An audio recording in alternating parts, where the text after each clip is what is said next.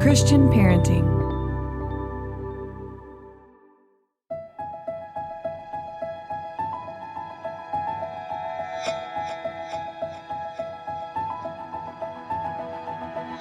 Welcome to the Living Wholehearted podcast. We are Jeff and Terra Matson, a husband and wife team who is shrinking the integrity gap in our own lives and helping others do the same. I'm a leadership and organizational development coach, and Terra is a licensed marriage and family therapist. We believe that if you have a following, you are a leader, and how you lead matters. Whether you are leading in the home, work, or community, we are bringing you biblical, clinical, and relational wisdom to help you in every relationship that matters most to you. None of us do this perfectly, but we are leaning into the reality of our humanity and profound wisdom of grace.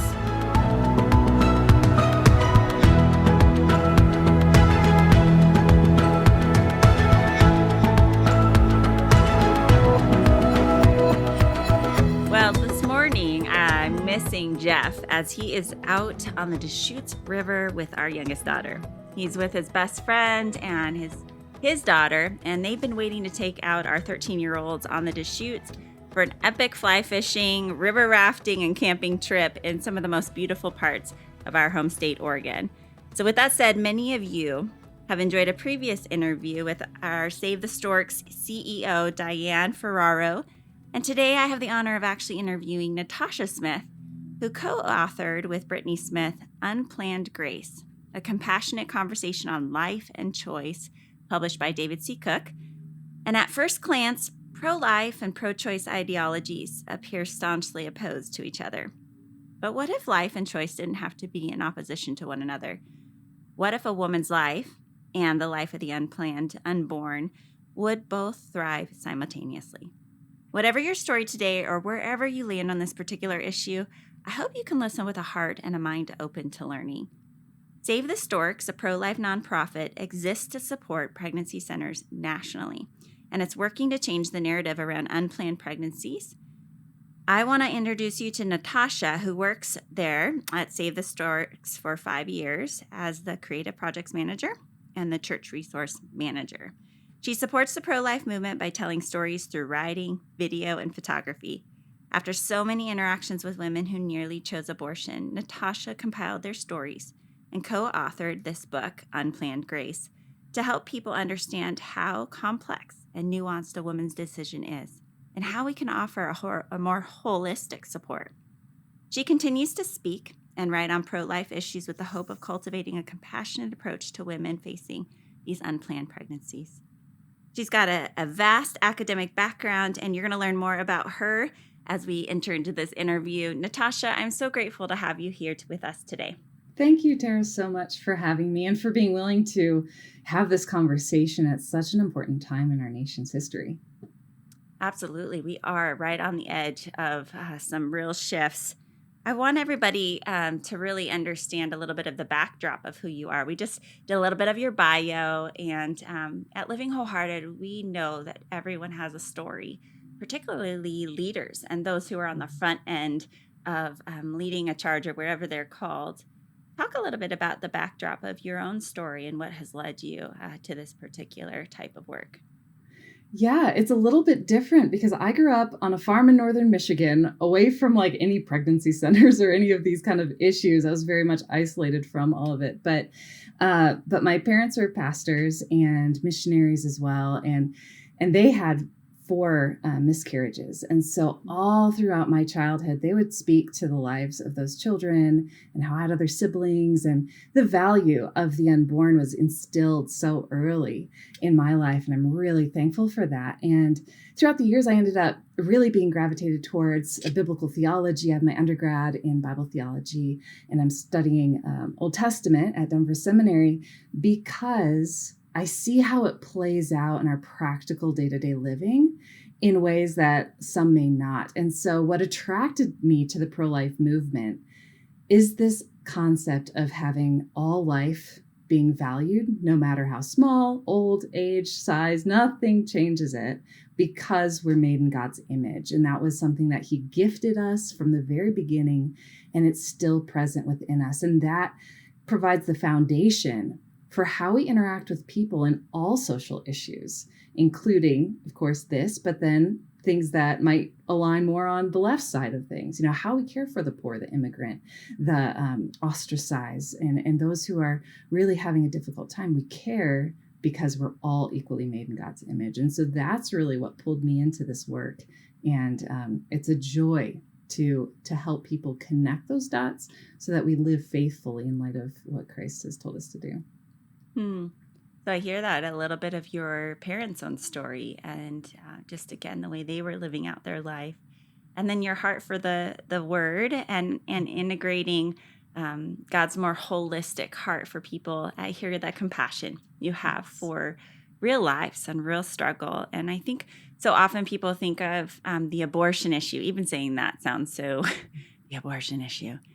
They think about it, maybe somebody on a street corner or out in front of the pregnancy centers or abortion centers, actually, picketing or being really aggressive in their approach.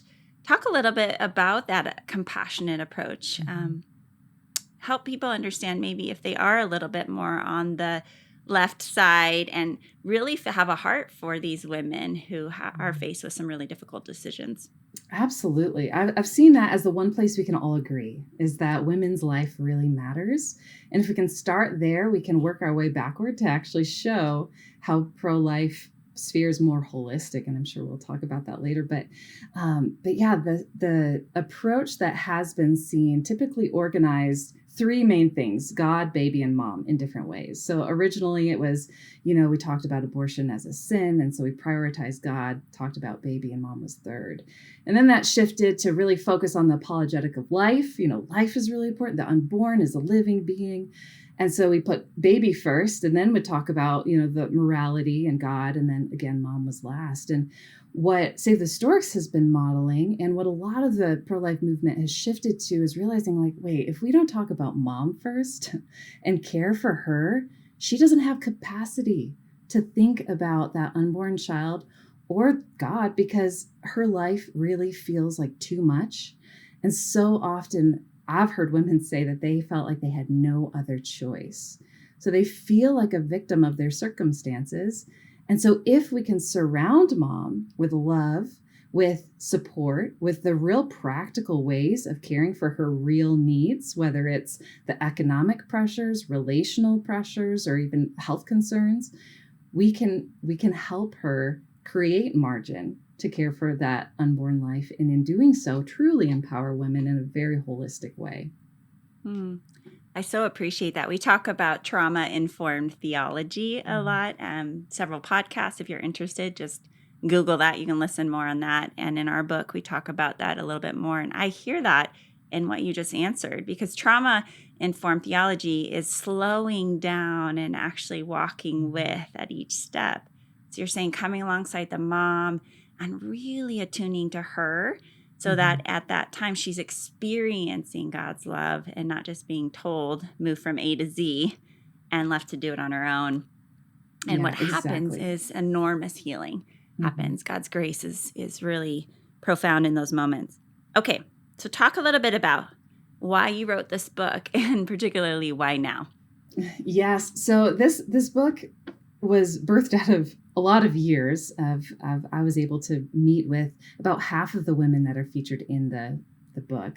And so hearing their stories really inspired me to understand how nuanced the reasons are, because I've heard people say, I can't imagine how someone would do this. And the reality is, when you sit, face to face with someone who's been there, you can actually understand why they really felt like there was no other choice.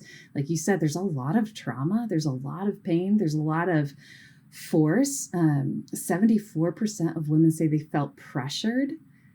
And the highest, influences on women are either fear for the future, because they feel like they can't achieve their dreams and parent, or it's the economic stress of, I can't provide for this child right now. And so all of these influences are very heavy. And there's, we live in a very isolated and individualistic culture.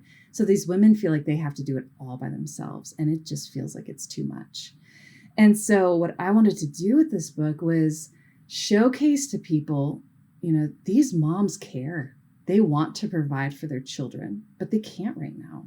They want their children to have safe homes, but they don't have a safe home for themselves, and they're afraid for their own lives. Or their doctors are telling them that this isn't right for them. And that takes a lot of guts to stand up against, because that happens.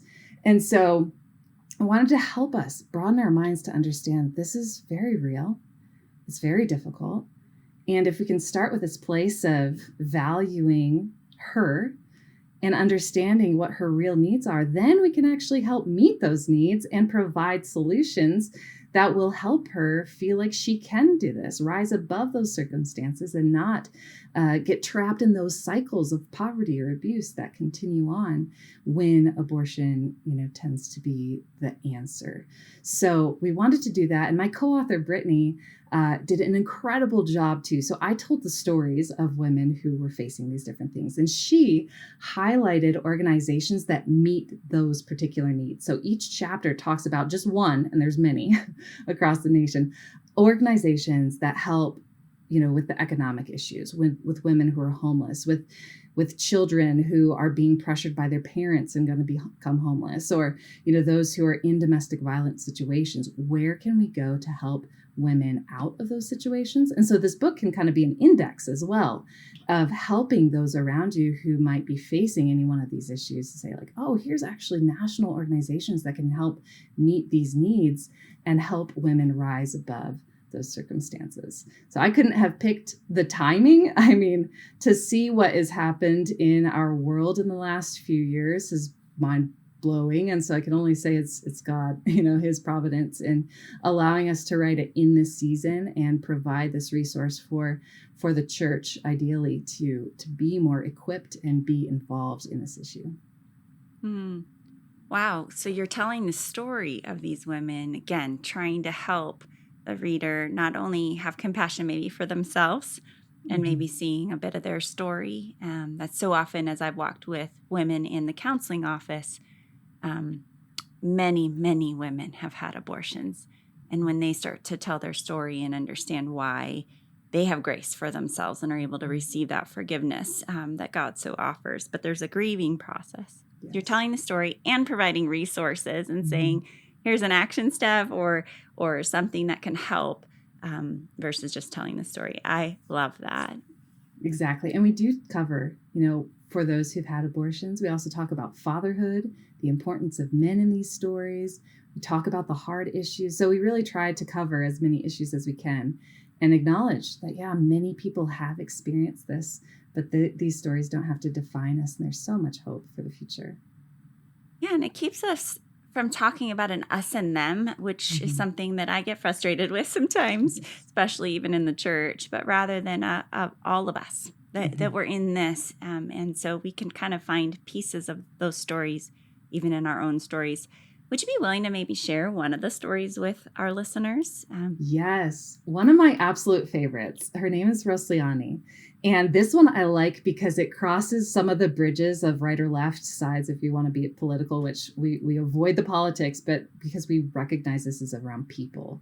And there's so many crossings here that influence a woman's decision. So she was a immigrant from Venezuela, surgical nurse, well-educated, came to the States to, fulfill the American dream, find a better employment opportunity since Venezuela had that huge, economic crash a few years ago. And so she came here, but then found the whole system so much harder to navigate than she expected. And she ended up not being able to find a job, and she overstayed her visa and was placed in a tracking anklet and facing deportation trial. And during that time, she found out she was pregnant. So she goes to the father and lets him know what's happened, and he kicks her out of the home. So now she's homeless, unemployed, and facing deportation. And she cannot imagine. I mean, her mama's heart was already breaking with the thought of going back to Venezuela and having to watch her son starve and all the insecurities that might be there. Just so hard. So she was searching for an abortion facility, and she didn't even have enough money to pay for that. But she found an ad from one of our partners who has a stork bus, which Save the Storks started by building these mobile medical units that pregnancy centers can drive around and provide free ultrasound pregnancy tests. And so she was able to get onto one of those, and that nurse listened to her story and understood how difficult it was and how alone this woman felt. And so within moments, she started going to work, and there was a church connected to their pregnancy center, and someone at that church opened their home to her and got her a place to stay right away so she wasn't homeless anymore. They also were connected to an attorney who was willing to fight her case pro bono and said, hey, your life is worth it. Your child's life is worth it. I can't guarantee that you'll have asylum, but I will do my best for you because your lives are worth it. And she did. She chose life. Of course, she didn't have money. And so the pregnancy center was able to connect her to resources that totally covered all of her expenses. And in the end, she named her son Emmanuel because she realized that God was with her through all those individuals. And that attorney is the godfather to her son. And the nurse who introduced the child to Rosliani is the godmother to Emmanuel. And I actually just saw her a few weeks ago. And now Emmanuel's 4 years old. She has another beautiful child. And she wants to be working in the courts as a translator to help other people who are in really hard, vulnerable situations. And she is just thriving. It's a miracle. I mean, honestly, like her story is just so beautiful, but it showcases when people don't succumb to their circumstances, but actually are empowered to rise above them through the help of people who care. Man, it provides a ripple effect that we cannot fathom. That's what God does. He takes Amen. Yes. all of those ashes and he turns them into something beautiful. And it's one of those things that's so hard for us to understand in the waiting, in the fear. We often are trying to take care of our own needs in our own ways. And in this way, it's a beautiful story of how God provided ways out. And in the big picture, we can see that ripple effect. What a fantastic story. And there's many more in Unplanned Grace. Talk a little bit about, just tease out, maybe even from a biblical worldview, when you say pro-life is also pro-women. Often people divide those on the two sides of this argument. So bring them together and help our listeners understand what you mean when you say that. Yeah, you're right. It has been seen as if like the child and the mother are opposite sides that we care about. Mm-hmm. But the reality is when you care for a woman well, and when you care for her well, that child will be cared for as well, because like I was saying earlier, she has margin to help her. And within the pro-life movement, what's incredible is when you actually look at what abortion clinics will provide versus what pregnancy centers offer, it is so different, vastly different in the care that they provide holistically to women in general, whether or not they're pregnant, whether or not they choose life. All of this care is available to them. So pregnancy centers will listen to their stories, just like Rosliani's story, and hear what are the factors that are really hard in your life. Is it financial? Is it legal? Is it housing? You know, what are those things? And then they actually will do the work of connecting those women to resources to help them get stable and healthy lives, get better employment, go back to school, you know, find the scholarships that they need to go back to school. And the pregnancy center staff will actually do the hard work of helping these women get connected to all those resources. And I just don't see that on the other side as much, where they're caring for women, period, versus a transaction and then that woman is left alone. And pregnancy centers will offer counseling as well. They even offer after abortion counseling and healing for people who may regret that decision. And pregnancy centers also offer usually up to 2 years of material resources and classes to help young moms and dads become better parents, co-parents, and learn how to stand on their feet when potentially they didn't grow up in a good home and they don't know what it looks like to parent well and have healthy boundaries and all of those things. So they will look at the human, the person, and care for all of their needs. And in so doing, they care about life all of life, and they care for women and men holistically, again, grounded in that idea of if all people are made in God's image, we care about all life, no matter how hard, no matter how messy it might be, it's redeemable. Oh, wow. There are many things you said there that I'm like, okay, I want to pull that out. But let me start with this one, that you're saying that those that are coming alongside and saying we're pro women and pro life, we want to help you holistically. You do not see that same kind of holistic care in abortion clinics. You're saying that. Yes. Mm-hmm. Okay. I have not seen that. Yeah. Yeah. I would say, and I'm biased because these are women in my office over the years, the last 20 years. They're not coming to me for abortion recovery, but as we do their timelines and we're understanding their stories, I'm seeing this in, their stories along the way. I would say the same as we visited what happened. And again, the aloneness, the circumstances that led them to that. And then the aftercare, there was none, and which leaves even more trauma, and hence the work we're doing later in my office. Let's talk a little bit about the other piece of that. It seems like a lot of resources, a lot of time to do prevention here. What are you hoping that as you provided this book and you're wanting churches and leaders and even parents who are raising kids up, what kind of language do we need to be using? What kind of approaches are you hoping that we shift or move towards in the greater church? Yes, that is such a great question. And honestly, it's to be formed like Christ and interact like he interacted with people.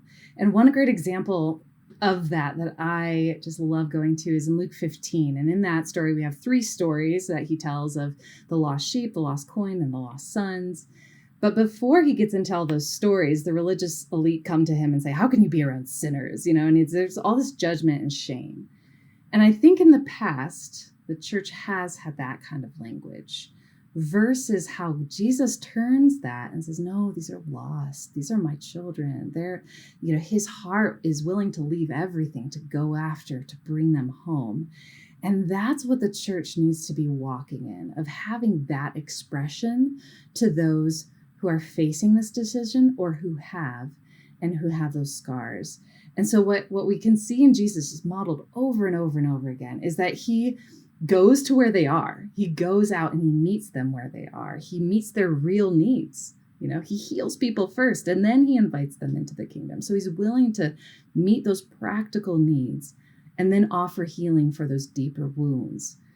He embraces them and he never thinks of himself as too high and mighty to interact with those who are hurting or lonely or even those who have had questionable characters and pasts. He was judged by other people for doing just that. And he's willing to do that. So I think in the church, we need to at least start by talking about this issue. It's been avoided because it's been seen as political. And to bring it away from the politics and say, no, this is at the very core, like the center of God's heart. He cares about life. He cares about people. And this has hurt people, just like every sin hurts people. But this one, why do we not talk about it when it so deeply wounds?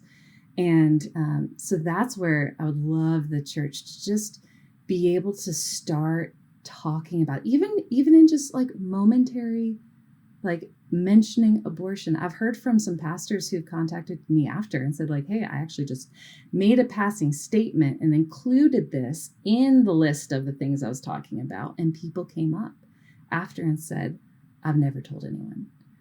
I had one guy come up to me recently at a conference and he said, hey, I just preached on abortion. Actually, I told my story. He had his partner had an abortion when he was 20. Now he's a pastor and he was willing to share his own story and be that vulnerable, which I commend him because that is a hard thing to do.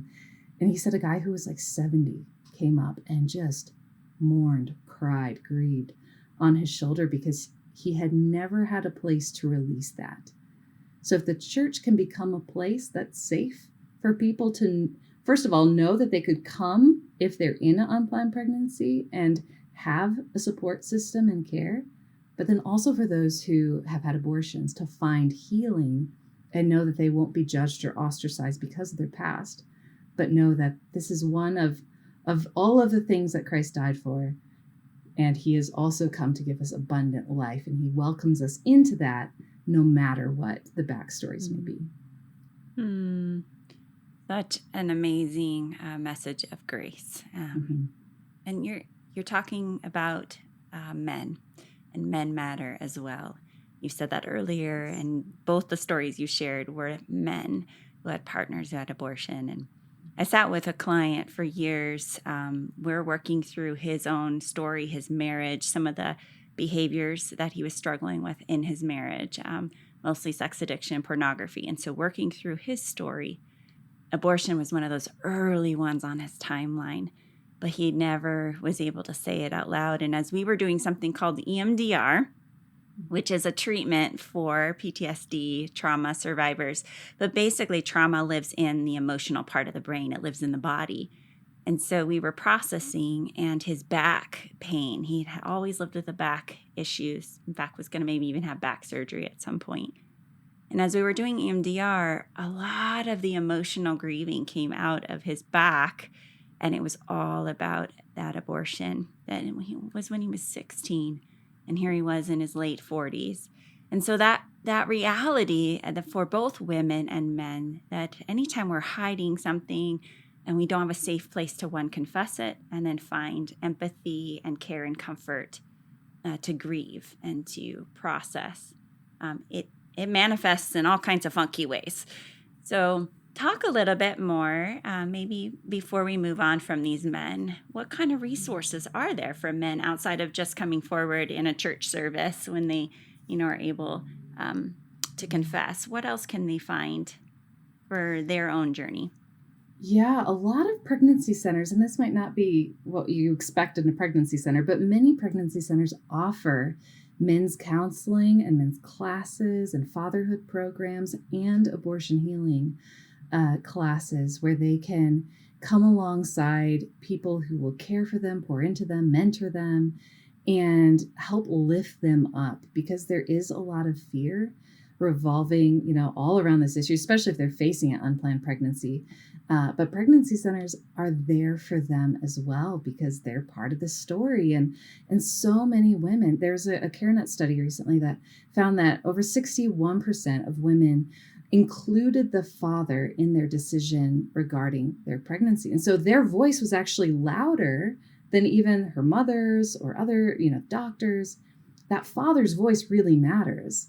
And our culture says, well, it's her body, her choice. And so you're supposed to say, I support whatever you decide, I'll just be there. But that puts all of the responsibility on her. And it also quiets the reality that those men want their children. Another study found that over half of men said that, I wish I would have taken care of that child, but the choice wasn't his.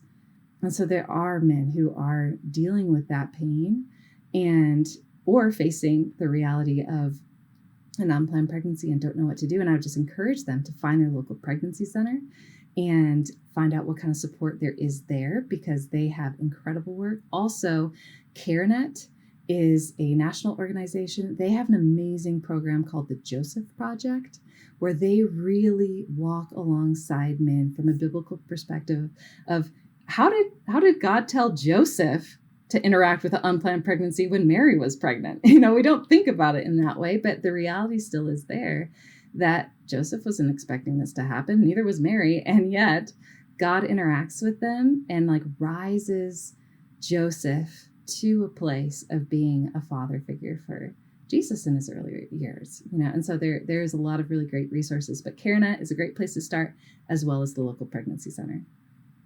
I love it. You're even making the point there without even making the point, but that the scriptures are so relevant, and we don't really think about it in that context as you think about Jesus and Mary or Joseph and Mary, being in a similar position, an unplanned pregnancy. And so looking at it from that perspective, and that's beautiful. Okay, let's land the plane with two questions. One, I know what it's like to co-author a book. I did that with my husband. It was one of the most challenging seasons of our life. Our girls attest to it all the time when friends ask them, about our marriage. That year was really, really tough for us in trying to negotiate and to work through and have both our voices be heard. I'm curious what it was like for you in co-authoring this book. And for those that love or want to write a book or are authors, give them some insight of what that might be like. It was definitely more difficult than I expected as well, but it was so good because Brittany and I have just very different writing styles in general. And then I had started the process of, pitching the book and all of that before she was on staff. And so then to bring her into the project, she had a totally different idea of what the whole project was going to be. So that took a little bit of time, which was really good because it was humbling for us to both lay aside our pieces and just say, hey, we're going to do whatever is best for this project and trust the publishers to just tell us what to do. And, we'll lay aside our opinions because we're both very opinionated. But it was really wonderful in the long run. And we became extremely close friends through the process. And we would write all week. And then she and I both love the outdoors and backpacking and hiking. So we would go backpack and hike and talk through things and then come back and write some more. And it's hard when your writing gets totally criticized or you destroy chapters that you had spent hours or weeks writing, but that makes you such a better person and author, and we became such a strong team because of that. And so I'm really thankful, but it takes a lot of humility, I think, to lay aside what you think is a really great sentence or paragraph or chapter and be willing to give it up for the sake of the whole, and trusting those who really know what is good to define those things. Fantastic. I'm like nodding galore as you're talking, going, yep. An incredible amount of humility, a willingness to trust the process and those that are giving feedback on the outside, a willingness to think about the greater benefit rather than just about us and all the hard work we put in. Yes. All of those pieces. So that's good and sound advice for anybody working on any project of any sort with anybody else, right? Mm-hmm. Well, how can people find you, Natasha, and these resources and get the book, Unplanned Grace, a compassionate conversation on life and choice? Yeah, so you can go check out our book website called unplannedgracebook.com. That actually has some videos on it and includes Rosliani's story, who I mentioned. So you can actually watch her tell her own story, which is awesome. So it's also on sale right now on Amazon. So check that out. And then if you want to learn more about the pro-life movement in general and Save the Storks' unique approach to it, SaveTheStorks.com is a great place to just learn more about how you can participate in caring for people, for all people. And if you're a church within this and want to have a greater voice as well, pay attention to our church page. We are currently developing curriculum that churches all over the country will be able to use at no cost so that their church members can be ready to answer questions and to talk with somebody who's facing this. And I think it's such a critical time to be prepared. So SaveTheStorks.com and UnplannedGraceBook.com. Thank you, Natasha. And we'll have all that information in the show notes. If you were in the middle of something else and didn't have a pen and wasn't able to get that, you can go back to the show notes. And I'm just so grateful for leaders like Natasha Smith and others that you hear on the podcast every week. If you like what you're hearing or you know someone that would benefit, leave a review, pass this on. We want others to benefit from these resources that we're bringing to you every week on the Living Wholehearted podcast. And if you want more and to learn about all our other services that we offer, from professional counseling to executive coaching to our wholehearted leadership cohort, our books and e-courses, check out livingwholehearted.com. And make sure you sign up for our newsletter where you'll be the first to know about our resources. And I also want to mention, if you are a mom of daughters, we have a new resource out in our partnership with Christian Parenting. We are actually putting out courses for one-to-one dates for moms and daughters. You know about Courageous Girls, and this is groups of moms and daughters that gather together to help their girls grow up in confidence and resiliency and to learn about grace. And if they're facing something like an abortion or something in their story, they'll have a support system and know that they can come to their mom, that they can talk through, and to know God's heart for her. That's what we're doing in these Courageous Girls groups. Well, now we have one-to-one courses called Helping Moms Raise Confident Daughters. You can go to cpguide.org to learn more about that, or check out our website and you will be able to get links there as well. Well, I'm so grateful to get to walk with you every week, and I'm sure Jeff will have some fun stories for you in the future from his time on the Deschutes. And until then, be the leader that you would follow.